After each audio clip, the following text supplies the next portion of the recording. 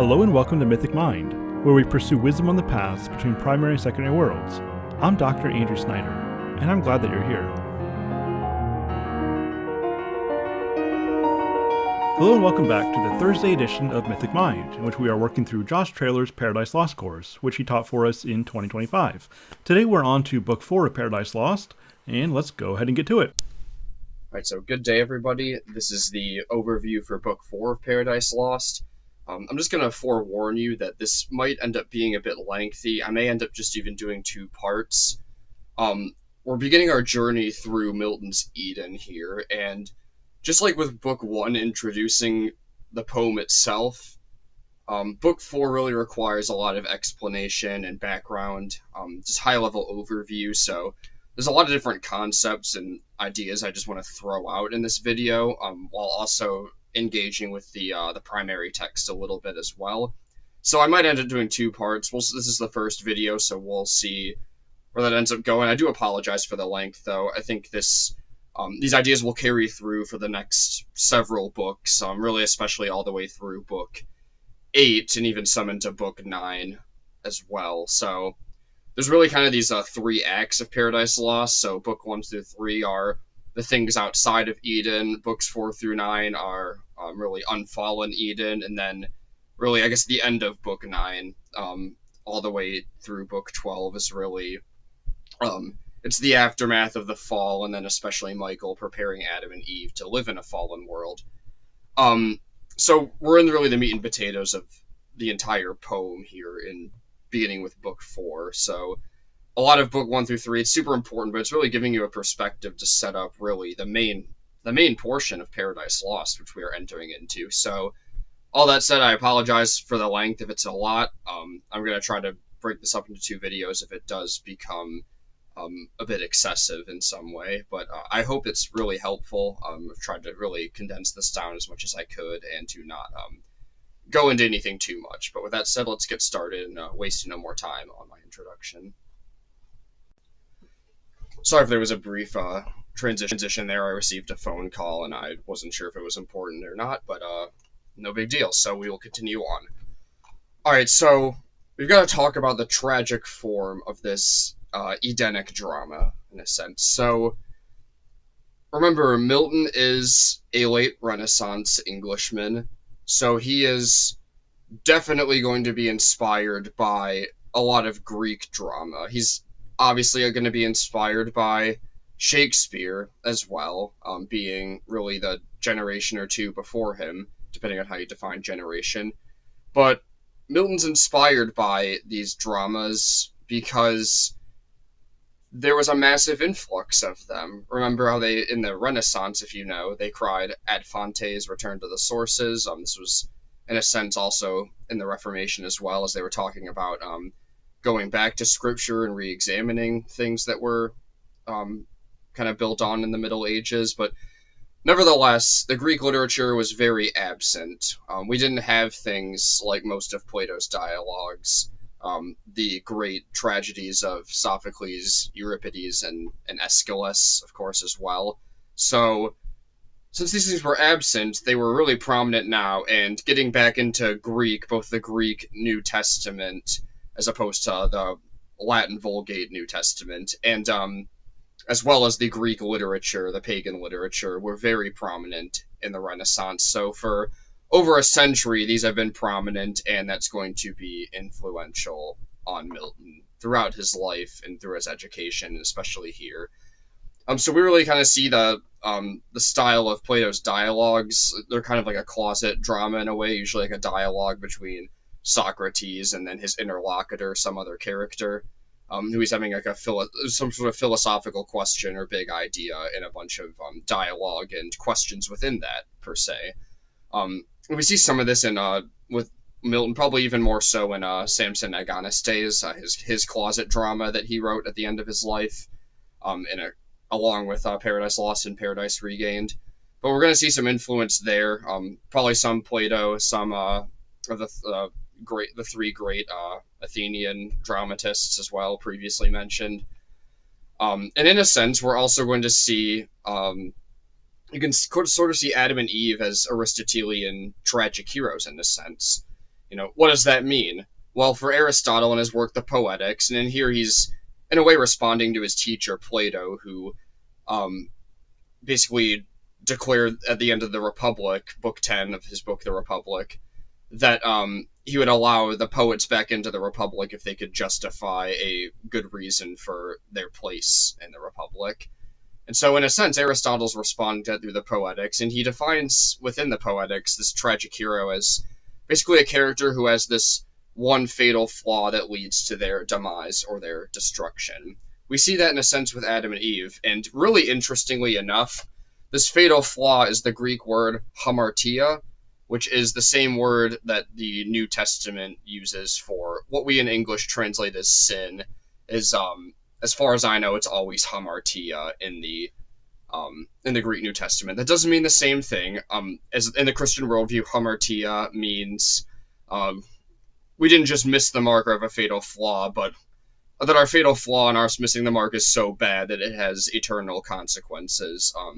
Damnation, being condemned to hell, justly given by God, whereas Christ is saving us from that, saving us from ourselves and our fatal flaw.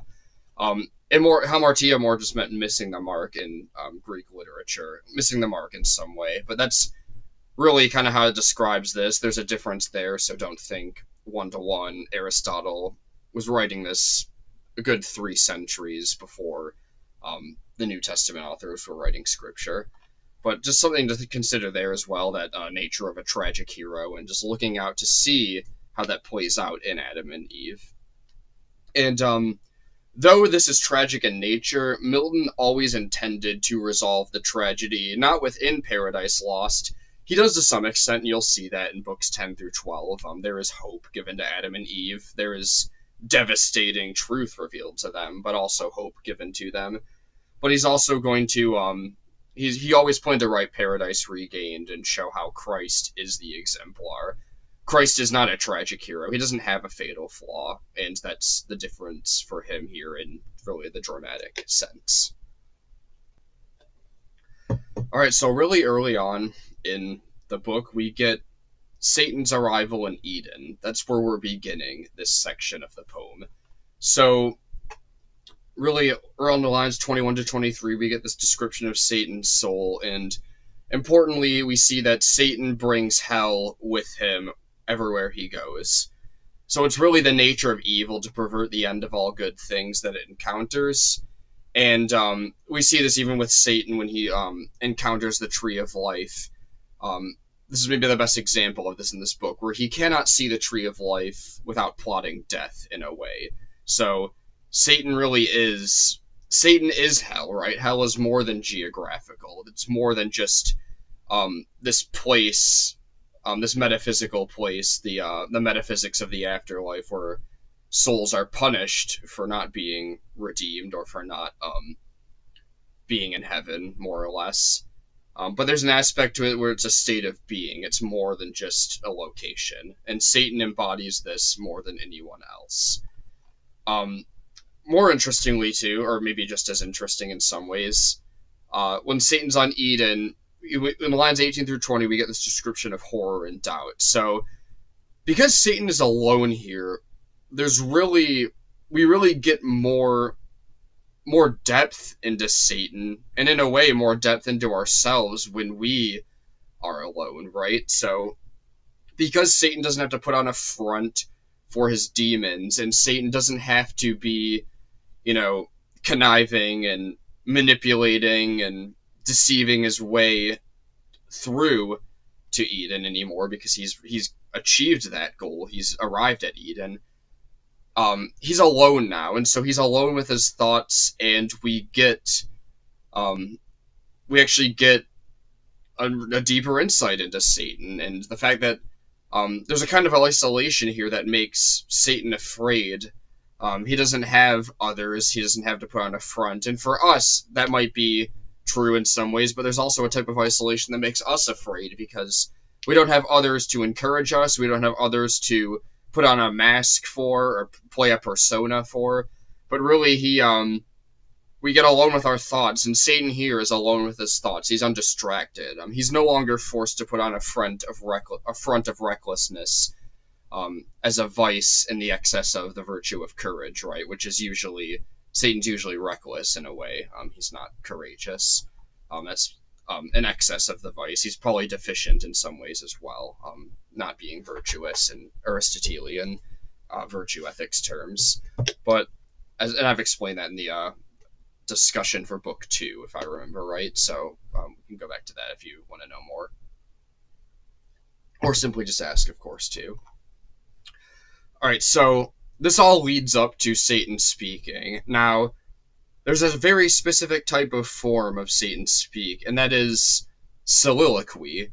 So most people with any sort of literary background, you might even, if you don't have much literary background, you might even think back to like a high school English class or something, or a movie or a pop culture reference, something, where we see in Act 3, Scene 1 of Hamlet, to be or not to be, that is the question. This is Hamlet's soliloquy, right? Like, he's dealing with something. But really, a soliloquy is when a character in a drama is alone and speaks their thoughts out loud, just broadly speaking.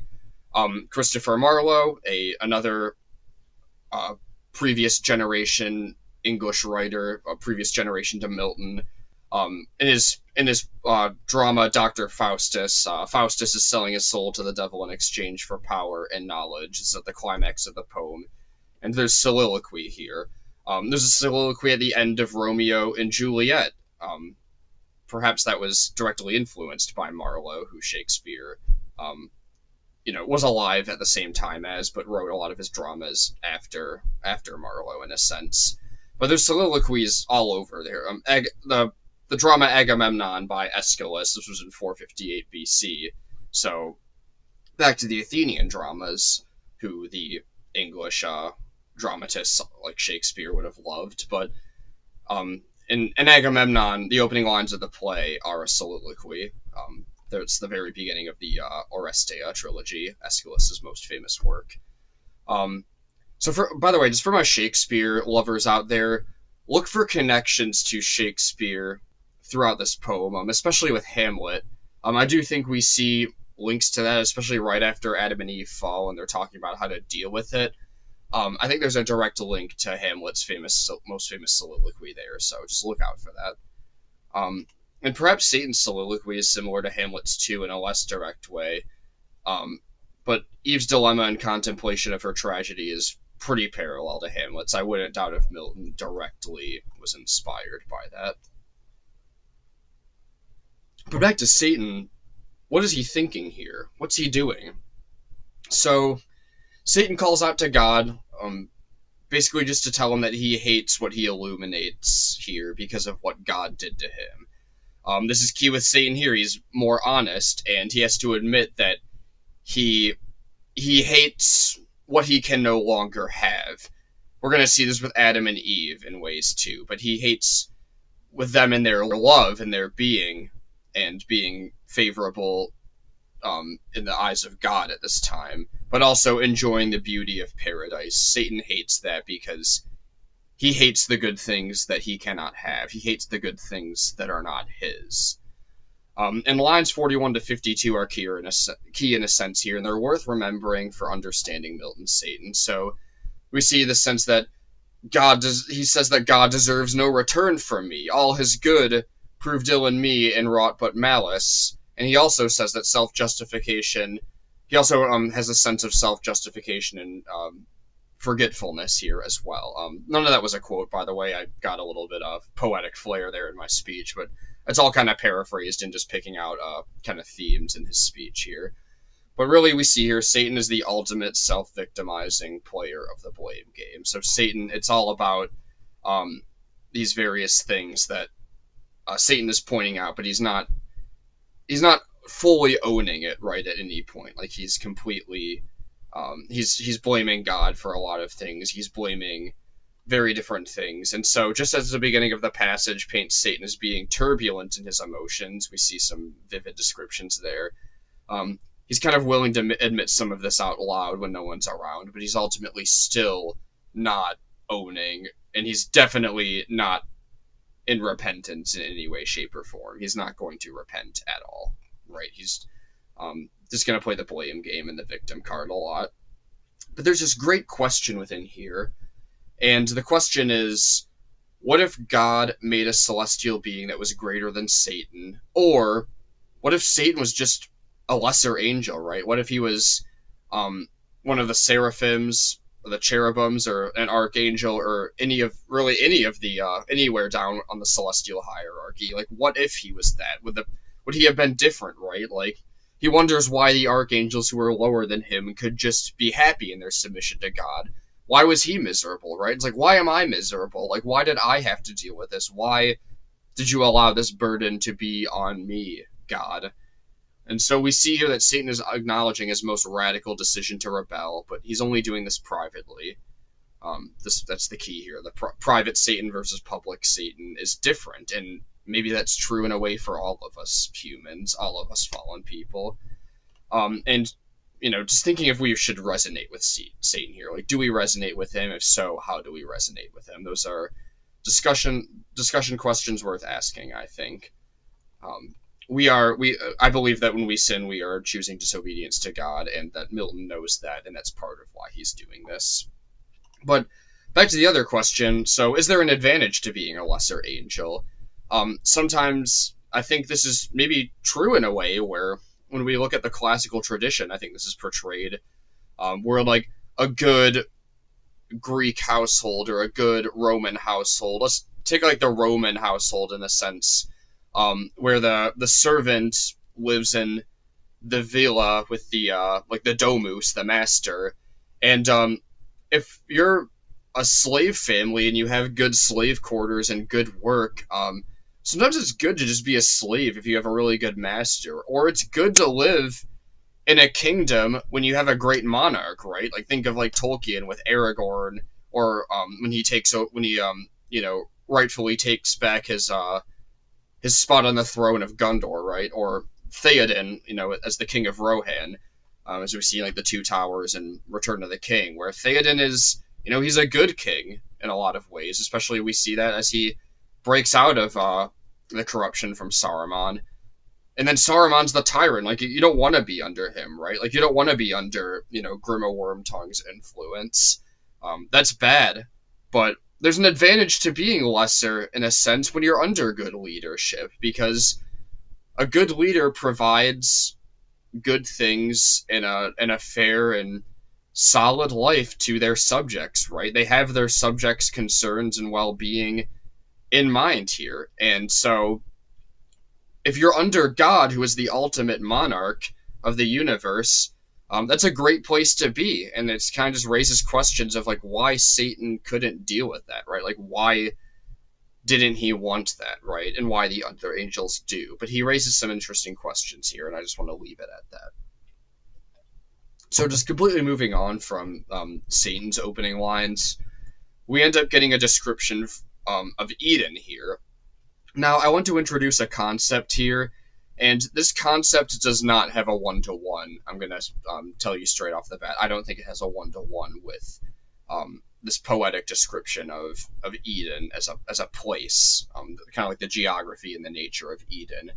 But the description, or the term I want to throw out there is the term ekphrasis or ekphrasis, depending on how you pronounce it. And according to the Oxford Dictionary of Literary Terms, an ekphrasis is a verbal description of or meditation upon a non-verbal work of art, real or imagined, usually a painting or a sculpture. So maybe this possibly could be an ekphrasis in a sense.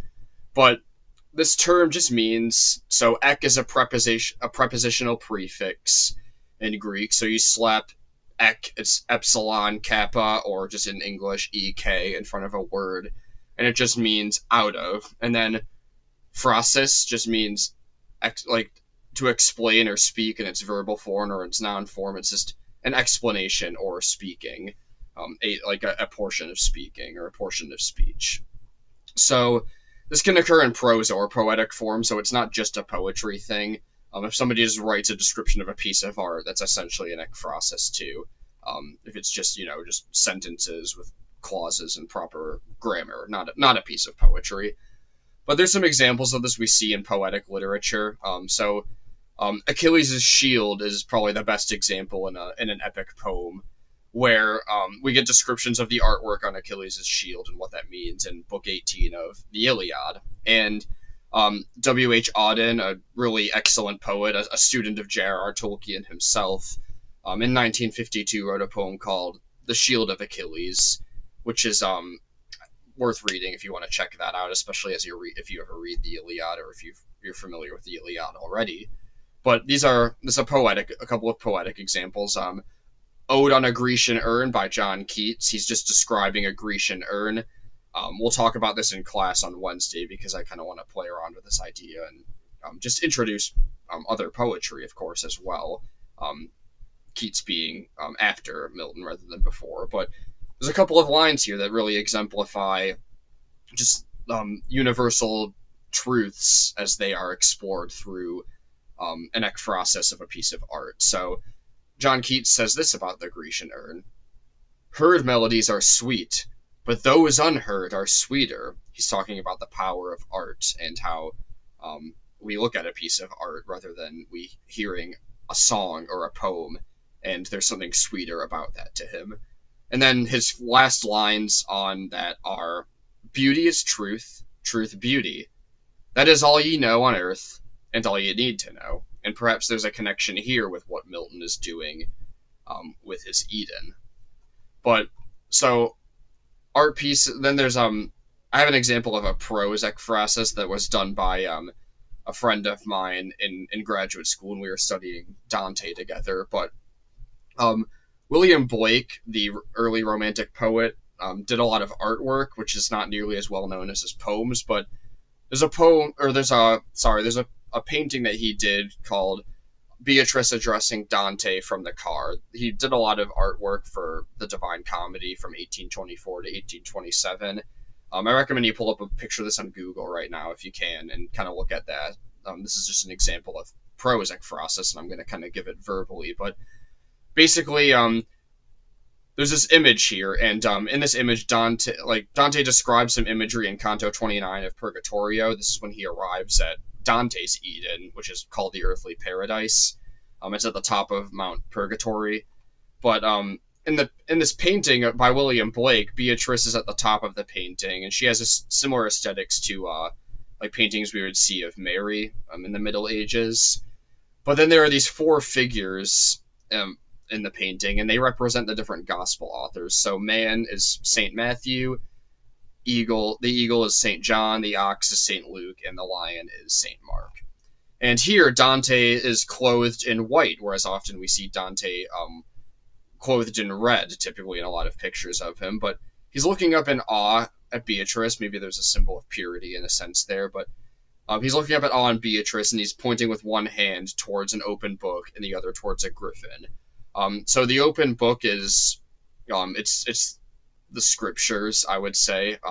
People have said it's just like the gospel, but I mean the gospel is really within the scriptures. And then there's the griffin really is representing the hypostatic union of Christ, so Christ fully human and fully divine nature unified in one person. And so we see like the lion and the avian, their natures are unified in the griffin.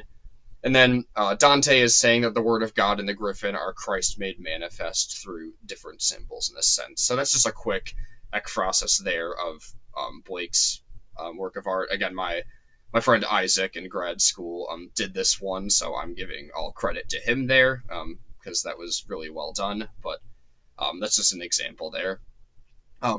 So we see these as in poems and prose, I guess is my point. But is it possible that Milton's Eden is an ekphrasis? And perhaps it is in part, for it can be argued that Eden is the artwork in which the poet is describing.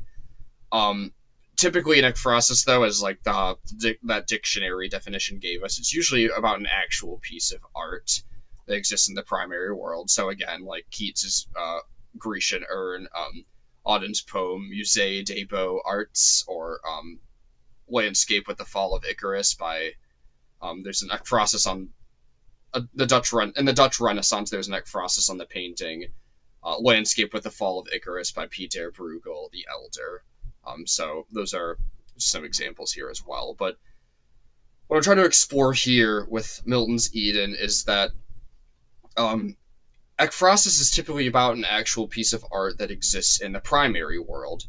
And I'm going to say the terms primary world and secondary world. This is in reference to Tolkien's great essay on fairy stories.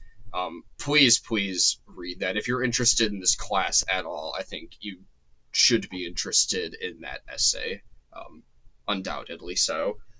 But Tolkien talks about these things like primary world being like the real world, secondary world being the art that is created within the primary world by humans. This is he coins this term or uses this term subcreation, which he gets from there's a tradition of subcreation really like from Philip Sidney to really like George MacDonald to Owen Barfield, who was a good friend and colleague of Lewis and Tolkien, and then of course C.S. Lewis and J.R.R. Tolkien himself, right?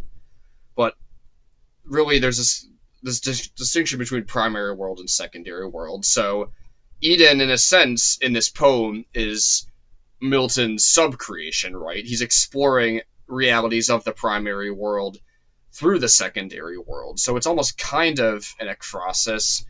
I guess the question would be, does an ekphrasis require its object to be something that exists in the primary world or something specific like a piece of art?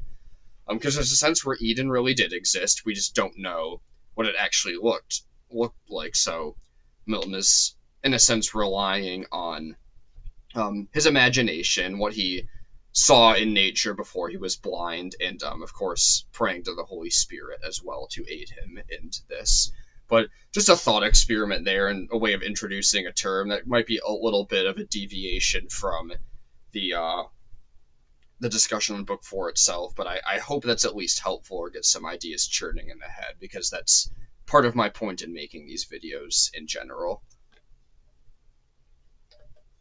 So we kind of move on from there, and we have some more interesting lines within this description of Eden, but it says, "Thence up he flew, and on the tree of life, the middle tree, in the highest there that grew, sat like a cormorant." This is describing Satan in Eden, kind of as he's approaching Adam and Eve, getting prepared to gaze upon them, which he will in this book. But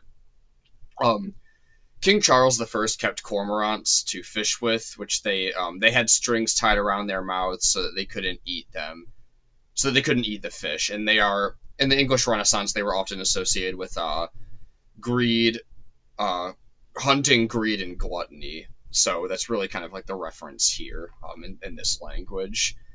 But that's really, I think, an interesting line here. I don't want to spend too much time on that. We'll discuss these lines more in class. But moving onward from there, we get these first glimpses of Adam and Eve.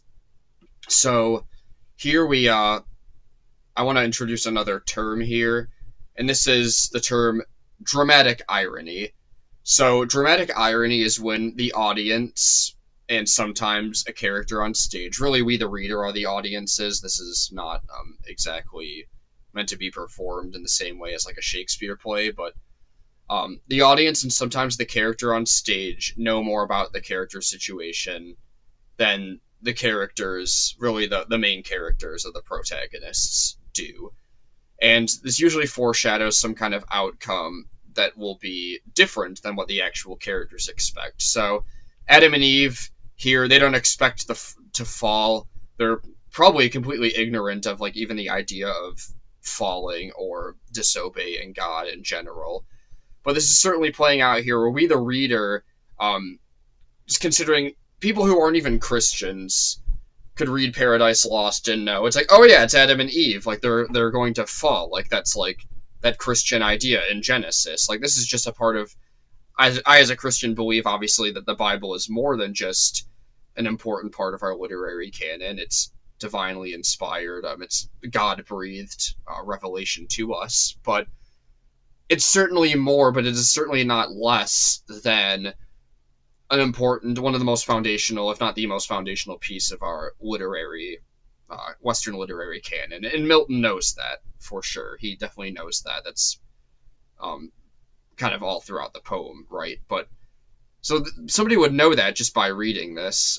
That shows kind of like the dramatic irony there, where anybody that picks up Paradise Lost in general would just know that this is happening. But Satan also, he knows things that Adam and Eve do not, right? So he has knowledge of what it's like to fall, and he has this deceptive intent that he's trying to impose upon God's plans in a way. And Adam and Eve are really the targets here. They're who he's hunting, right? They're who he's coming after. So there's a sense of dramatic irony that's going to be playing out throughout these books in Paradise Lost. But just remember here, as we're reading these parts of Paradise Lost, Milton wants us to read these lines from Satan's perspective, because that's the perspective he's giving in the poem. We can ponder other perspectives, but this is coming from Satan's perspective, and I think part of the reason why Milton's doing this is to deal with the literary challenges of depicting an unfallen world, right? So this is a pre-Lapsarian world, pre-fall, and a fallen human being cannot properly imagine an unfallen world. And Milton himself, recognizing that he is a fallen being and that all his readers also are fallen humans as well, it's difficult, maybe even really honestly impossible to imagine an unfallen world, right? We see this in Dante in the Paradiso, where he doesn't try to pretend like he's fully comprehending Paradiso. And in fact, the closer he gets to God, the more incomprehensible things become for Dante. And that's right. Like, that's how it's supposed to be. That's a correct poetic device, is finding a way to deal with the limitations of just human reason and imagination. And so it's more realistic for us to see Eden through Satan's eyes than it is to see him through our own, and that's what he's getting at here. And before we get into Adam and Eve, I want to really talk about what Lewis says about Adam and Eve in his preface to Paradise Lost. So Lewis was discontent with Adam and Eve in some ways. He found Adam to be lavishly sententious. That's a direct quote. But then another direct quote coming here, Lewis says that he had to come to the poem associating innocence with childishness. So Lewis didn't necessarily continue to have an issue with Adam, but he did at first.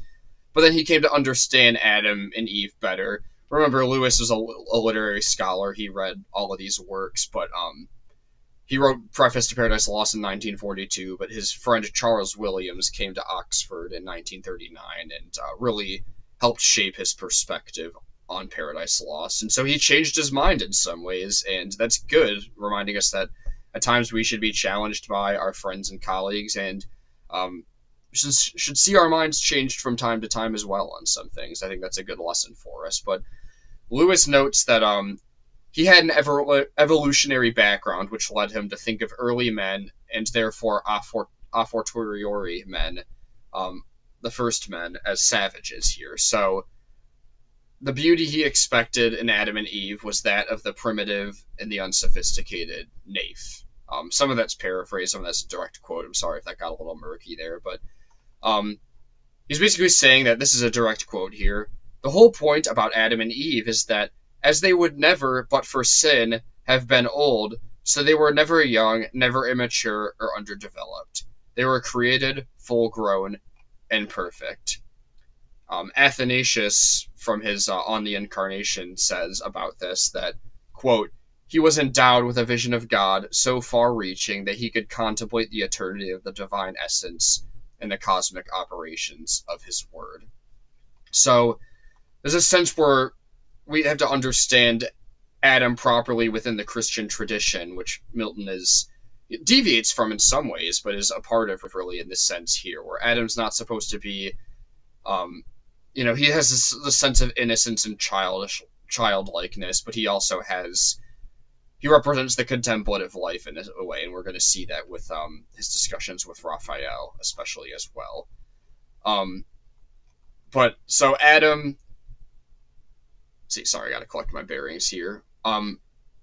Lewis also says of Adam that there is no useful criticism of Miltonic Adam that is possible until the last trace of naif, simple, childlike Adam has been removed from our imagination. So, like, there's a sense where yes, he is innocent, but yes, he's also contemplative in a way. He's not a savage, barbaric type where there's evolution here with Adam in a sense, or that Adam was basically he's later on rejecting the sense of the primitive man being a certain way based on like our modern conceptions. And if you ever read The Everlasting Man, Chesterton does this too, so perhaps there's influence there as well. But I wonder if just in general with Lewis understanding Adam or even like marriage here, if there's any influence there from the fact that just consider that like Lewis wasn't married till David Man until 1956, technically 1957 as recognized by as recognized formally, but always remember that like Lewis commenting on marriage, just wondering if there's anything there where he has limitations because he was a bachelor when he wrote a preface to Paradise Lost. He wouldn't be married for another 14 years. But nevertheless, not to digress further into Lewis's thoughts on Adam and Eve.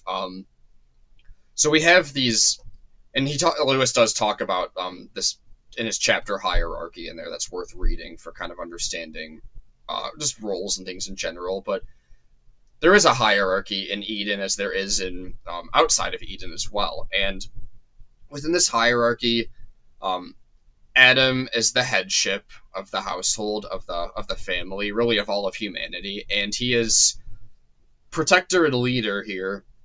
Whereas Eve, the woman, she plays the support role in a way. She's just as important. She's created alongside with him, but he's the leader and she is not. Unsurprisingly, some of the 20th century, especially the kind of third wave feminist postmodernist scholarship, in the most radical expressions want to like remove Paradise Lost from the canon, and this is at least one of the reasons for that. But overall, there's a distinction here between genders that would be recognized throughout the literary tradition and in Milton's time as well. But this distinction between the genders, it's based on hierarchy. It's not a temporal priority. It's not, Milton doesn't see this just as something that exists because Adam was created first.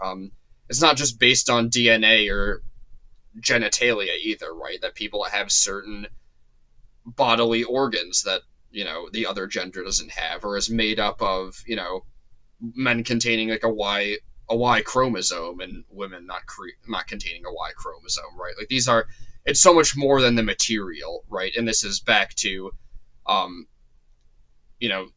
this form of poetry and these expressions being a rejection of what we see in today as our materialistic age. But it's hierarchical, right? It comes from God, the monarch, the transcendent monarch of all of existence and creation, right? Like the difference between the sexes is based on this hierarchy. It's not merely temporal or based on their biological makeup or their anatomical makeup. So it's beyond that. It's greater than that. And so they're equally made, but Adam's on the top of the hierarchy. And there's in a sense where we see this in some theology, especially in Eastern theology, where the Father is the monarch of the Trinity, though he's still consubstantial and co-eternal with the Son and the Spirit. And sometimes that's an argument in the Eastern Church for not having the Filioque clause in the Nicene Creed, which it isn't in the Eastern Church, as it is in the Western Church. Not going to comment on that any further. But Eve has the free will to, certainly at least Milton's Eve, has the free will to submit or to not submit to Adam. But we see the way she interacts with him is she's almost flirtatious in a amorous sense, where she has the intention of being beautiful, but not deceptive or manipulative. There's a sense where we see the way Eve interacts with Adam is she has her own personality in a sense, but she's still like flirtatious and playful in a way. At least that's kind of how I read some of the dialogue lines. But it's not for the motive of personal gain or to get something from Adam. It's properly ordered. It's Ordo Amoris, the Order of Loves. Their Ordo Amoris is properly ordered in Unfallen Eden, as we expect that it should be. Um, but really just some distinctions between the two. So Adam really represents reason, masculinity, leadership, playing the role of the protector and the provider. He's the leader of, doing the work and all these things, and etc. Really, all these masculine virtues are kind of exemplified in Adam. We see kind of dimensions of this in Lewis's Out of the Silent Planet, where unfallen masculinity is really a motif there on Malacandra. But in a way, he also represents the contemplative life, as I mentioned earlier. Just keep that in mind as he's talking to Raphael in books 5 through 8. But Eve represents really beauty and proper submission. Again, I say proper submission just very distinctly, not in a chauvinistic sense. That's not how these things were understood, right? So it's like, don't read, never read like women's submission in these texts like as like a, in its most extreme forms today, like an Andrew Tate kind of view of masculinity and femininity. That's not at all like this. Andrew Tate is wrong. Third wave feminists are wrong. Understand these things traditionally and properly, which if you're a Christian in the bounds of orthodoxy in any way, I don't think that'll be very hard for you to understand. But in case anybody who doesn't have that background is reading this, this is just a traditional, somewhat complementarian way of looking at it, where they're both valuable, they're both important, and they're both playing their properly God-given, ordained roles in society. But there's also this sense where Eve is kind of portrayed as being more attractive by nature. She almost has to be instructed that Adam is attractive. I find that really interesting, and I don't think, I don't know if that implies that Adam is physically unattractive. He's like some, he's obviously, according to Lewis, not some complete Neanderthal in the way that he acts, but I don't necessarily know if Adam's ugly as much as, maybe he doesn't look like Michelangelo's statue of David, or like Alcibiades in the Platonic or Socratic dialogue that Plato wrote about this very handsome, tall, acknowledged by Socrates as very handsome and tall Greek general way back in the the times of the Greek tradition. But there's an odd thing there, but maybe there's a point to Milton discussing and making Eve more attractive. Maybe there's just something about the feminine quality of beauty there. Maybe there's even questions there of the nature of how men are attracted to women and women attracted to men, where men often are seen as you're attracted to a woman or not. It's a little more black and white, where women, they might not initially think a guy is exactly attractive or handsome, but they get to know him and they fall in love with him. Maybe there's a little more hope for men sometimes of wooing a woman than woman wooing a man. Worth discussing. There's probably more to it than that. But we get this scene of Eve, and she's looking into the lake and seeing her own reflection and recognizing that she's beautiful. Now, is that conceited in any way, right? Like, we would often view this in our culture as conceited, but in Aristotle's Nicomachean Ethics, he has this concept of magnanimity, and magnanimity is basically rightly recognizing one's own greatness, not in a way that's inflated or self-absorbed, but saying that, like, it's the right thing. It's a good thing to recognize the good gifts or good talents or good things about yourself, right? As long as they're not prideful or inflated. And then it would actually be, pusillanimous. That's the vice. Being pusillanimous is really not recognizing these things properly. So perhaps it would be wrong for Eve to look at her beautiful self in the reflection of a lake and say, I'm not pretty, or I'm just not, right? Like, and there's a sense maybe that's like a rejection or a slap in the face to God, who made her beautiful, and perhaps in an unfallen world she's supposed to recognize that. But there's allusions here to the myth of Echo. So this is best told in Ovid's Metamorphoses, where basically Juno, or Hera — Juno is the Roman name of the Greek goddess Hera — and she's Zeus's wife, and she has jealousy regarding Jupiter. That's the Roman name for Zeus. She's jealous because he has a lot of affairs. And the nymph, Echo, distracts her with lengthy conversations, but eventually Juno curses her after realizing what she was doing, and this causes Echo to only be able to repeat the most recently spoken words of another person, hence the name.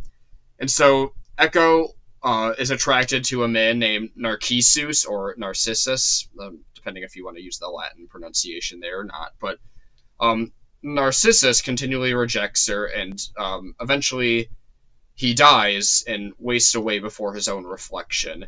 And perhaps there's allusions or parallels here and there, but I think Eve is supposed to kind of be like an unfallen version of that. Being in love with your own reflection, again, would be narcissistic in our own culture, but I think Eve's just being properly honest here in a way, in that it would be pusillanimous for Eve to not admit her own beauty. So just this has to be understood through the classical lens, again, not through our modern or especially postmodern imaginations or understandings of things. So C.S. Lewis also talks about unfallen marriage in Preface to Paradise Lost, and really specifically unfallen sexuality.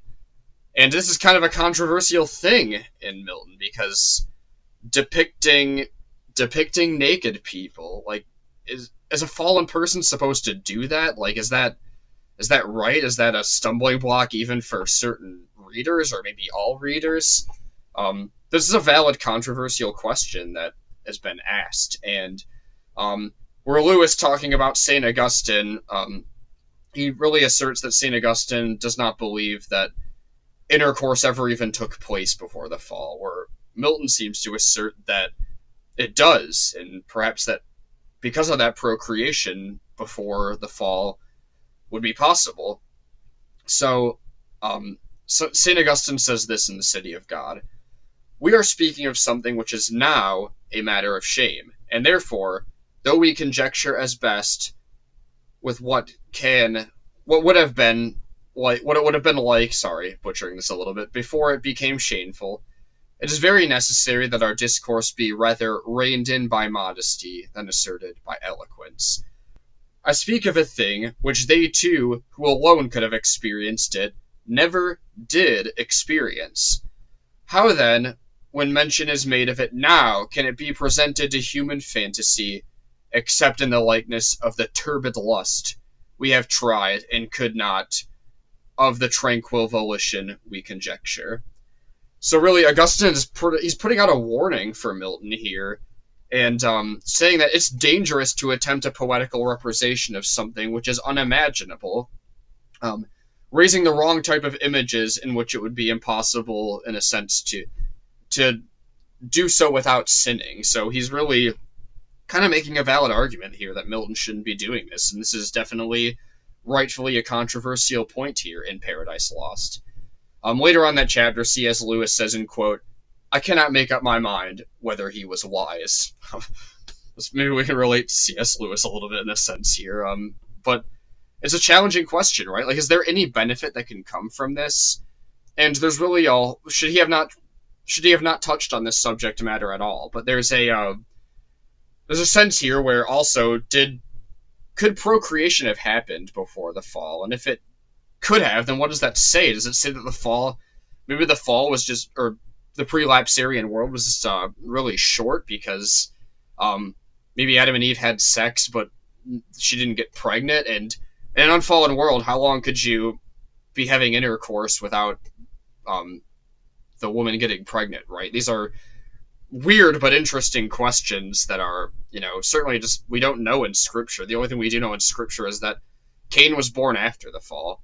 And so maybe Milton's toying with some things here, and these are discussion-worthy questions, but perhaps we'll get to those on the Wednesday night class. But yeah, it's hard to say what Milton's doing here. I'm still not exactly sure myself what the point of it is and how to think about these things. So would love to hear from others about that.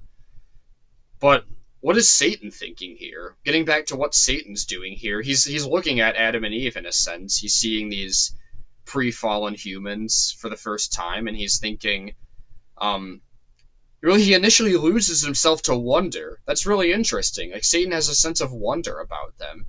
He's showing that he still has the capacity for wonder, and this is hinted at towards the end of Book 3, but it's further elaborated upon here. Um, but Satan apparently cannot be captivated even by the wonder of God's prelapsarian creation for long, because he snaps out of it and then begins to speak again.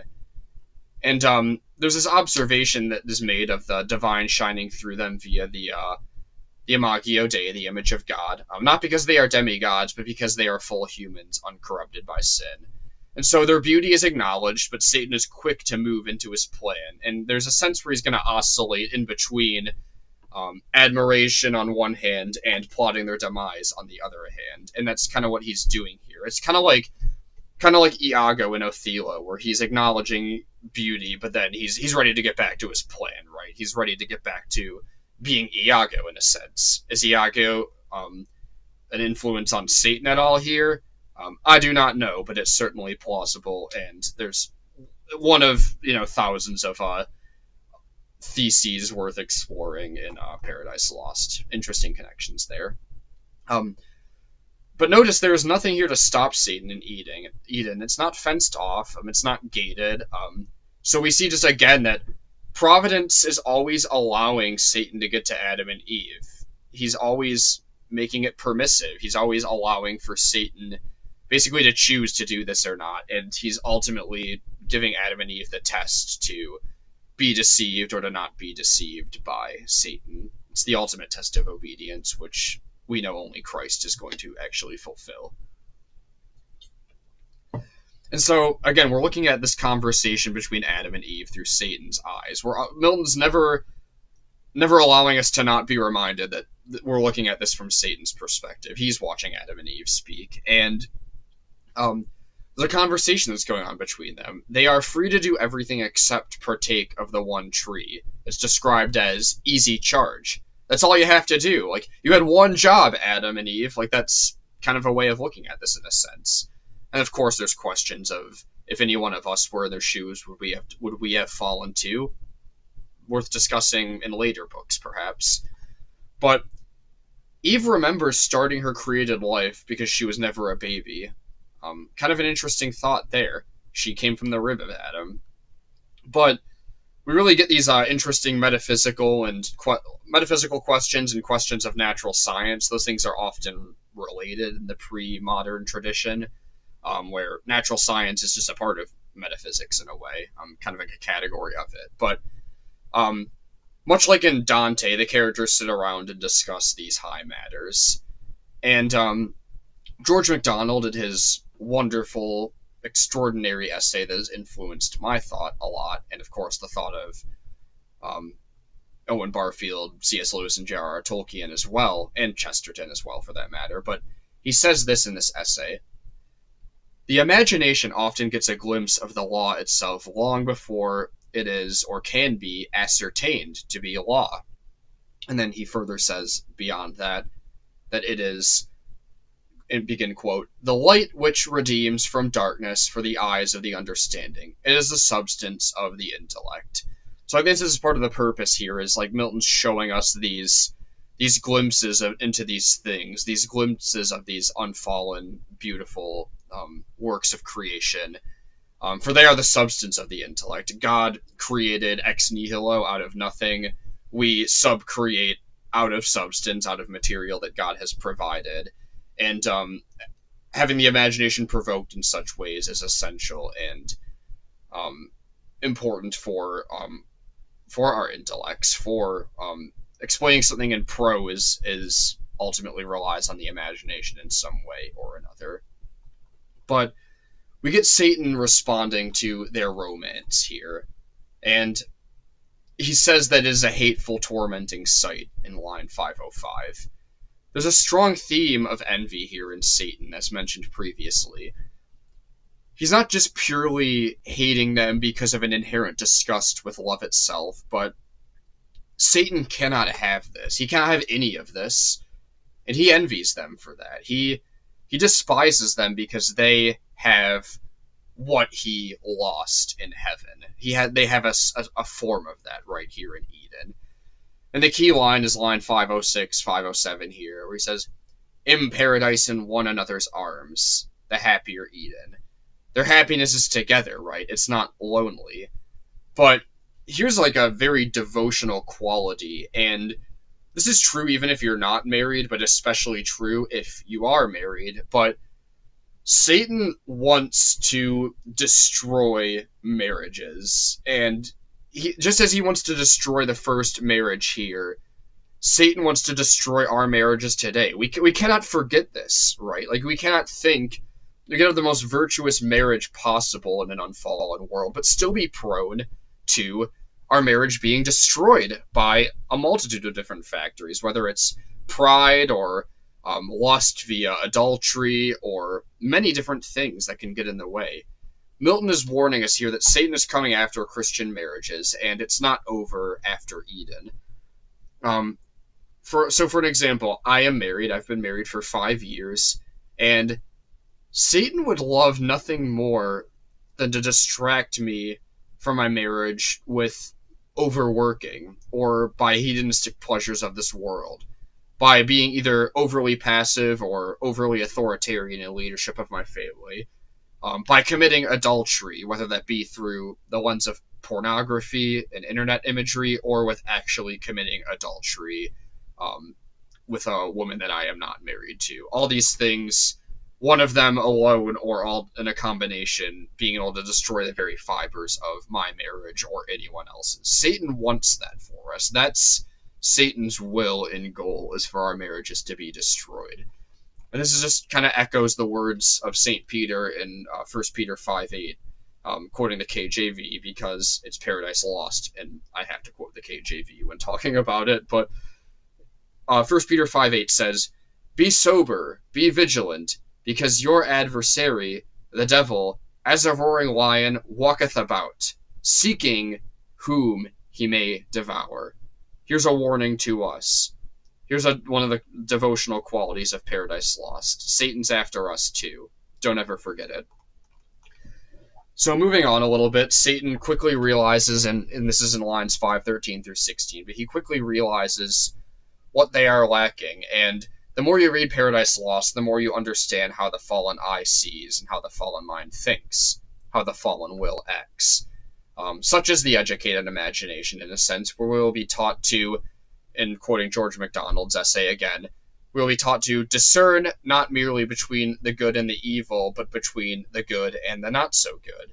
So we're getting like a variety of different perspectives when we read literature, and we understand more about what is good and what is not good. And in Paradise Lost, we're seeing how a fallen mind thinks, and that teaches us what is not so good. And in contrast, we see in Paradise Regained what is good. And so there's another line here is 522 through 27. He talks about exciting their minds with more desire to know and rejecting envious commands. So that's part of Satan's goal here, in a way. We already talked about really the concept of, how Milton's dealing with seeing a prelapsarian world as an unfallen person. So just kind of thinking, when this perspective shifts in later books, or will it shift in later books, and will that raise problems? It's worth keeping in mind, to say the least. But what is the role of knowledge here? Like, the role of knowledge, the role of the imagination, and really specifically, I guess, just of knowledge rooted in the imagination. But are Adam and Eve only happy because they are ignorant? And that's really what he's getting at in lines 505 through 539. Remember, going back to book 3, and it says that Adam and Eve, they're sufficient to stand, though free to fall. So remember, they can always fall. They can always choose to fall or not to fall for Milton. And is it their ignorance that keeps them from not falling? Is learning too much going to cause them to fall? Interesting questions worth discussing in class. So we get at the end of the book, or middle towards the end of the book, we get a description of really their home and their life. And in a sense, this is what we should aim at as the good life, in really a Christian Aristotelian sense, but that we will never fully achieve as unfallen creatures. So in one sense, it is simple and beautiful. They're just content to live here in the garden, working with their hands in the beauty and wonder of the garden, just living content, joyfully glorifying God with their work and dutifully bound and being obedient to God in the happiest sense possible. We see glimpses of this in our world today. You might think of like just some of the great saints of the church, or um, I think of Chesterton a lot with this, who was just a very content, joyful man. Maybe one of the best examples that we have in the past 200 years of this is somebody like Chesterton, who was just a content, joyful man. Not a perfect man, not an unfallen man, but somebody who we should really maybe aspire to be like in some ways. Maybe even in some sense, some of his eccentricities were rooted in his joy and his contentment. But we get to Adam and Eve here, and we see like kind of their routine. They work, they pray together, they sit down and look up to the heavens and wonder. They delight in the work that they do. They enjoy being married, and there's a sense where there's a perfect goodness of marriage and of lovemaking here, which again, like how Milton can imagine that or deal with that, those create challenges and controversies. But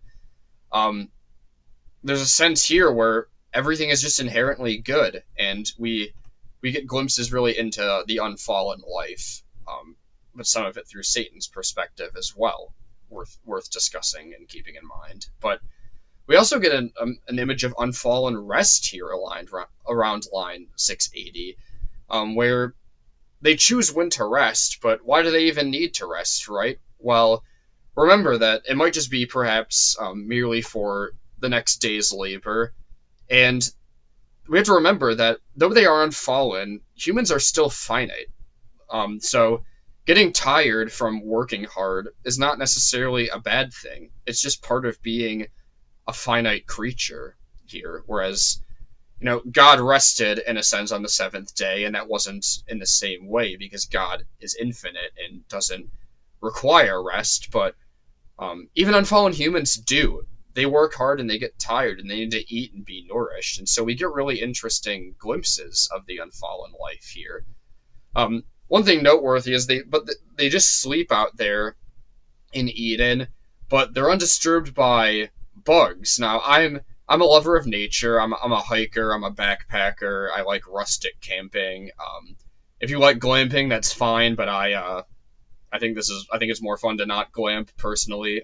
Not to get into my opinions, but it's fine if you do. But if you ever even just walked through the woods, even if you like glamping, but you go for a 10-minute walk in the woods, you know that it doesn't take living long on this earth to know that insects are complete pests, right?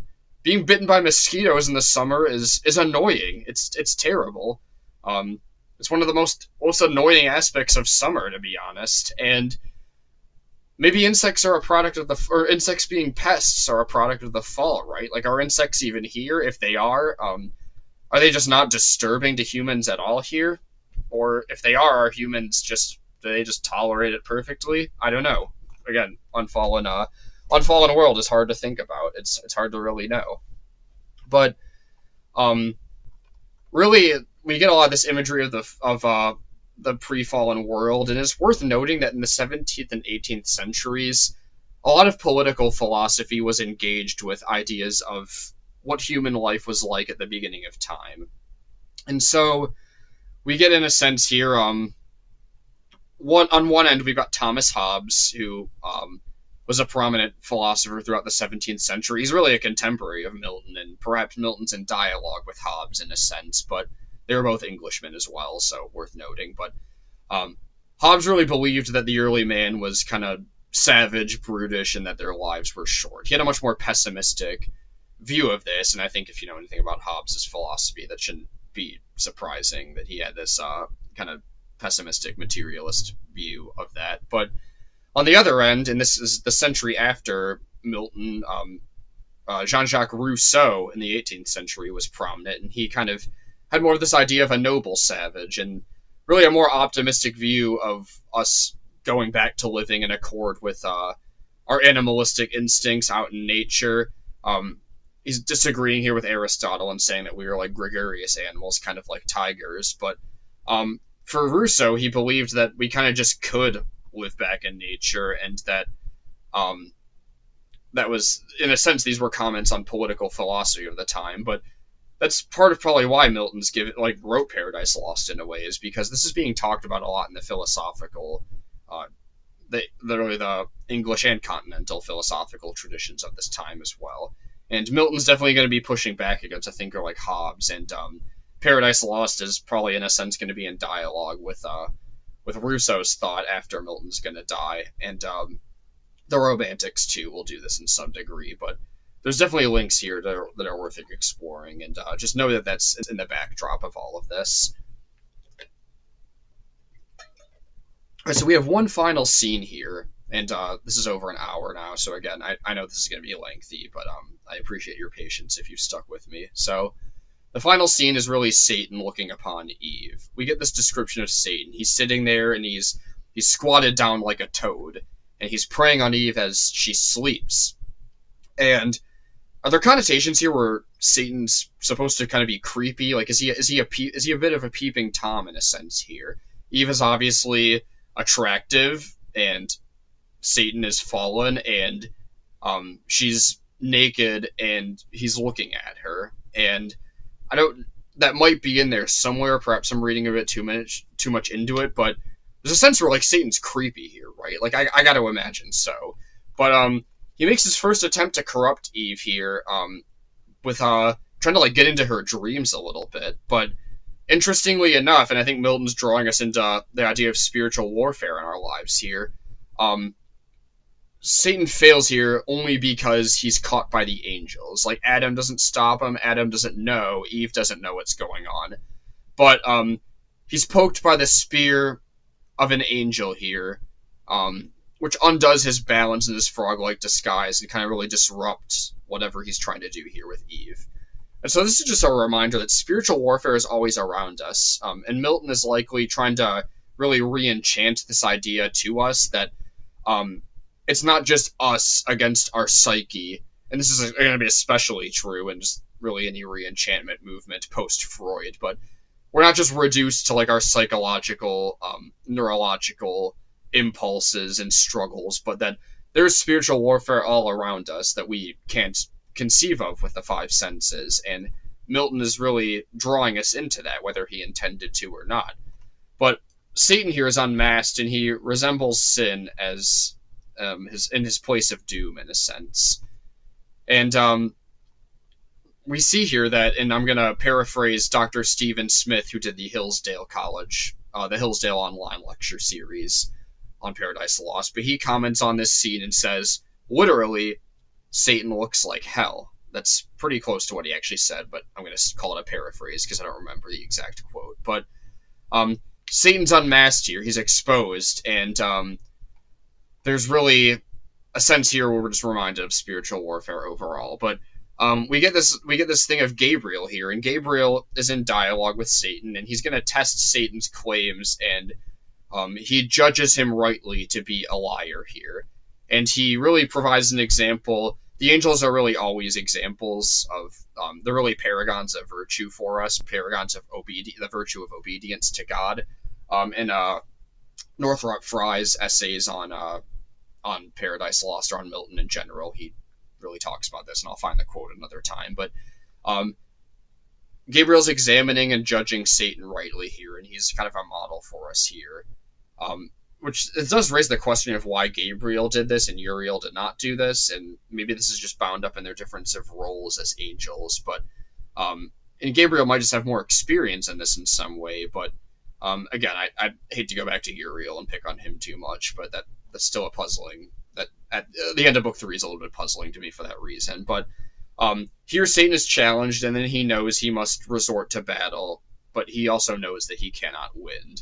And this ending leaves us with Satan fleeing, but whispering the dream into Eve's mind has some lasting effect, which we're going to see more of in books 5 through 9. But we see here Satan fleeing away, and Satan is going to exit the drama, in a sense, for a little while here, and the drama is going to shift in with Adam and Eve and Raphael in books 5 through 8. And that's where I'm going to leave us off for today. I didn't end up making 2 parts, as you can see, but this is about an hour and 10 minutes. So sorry if it's too lengthy, but I really, really hope this is a blessing to you and your understanding of book 4. And I really, truly do look forward to discussing this all in more depth on Wednesday. God bless.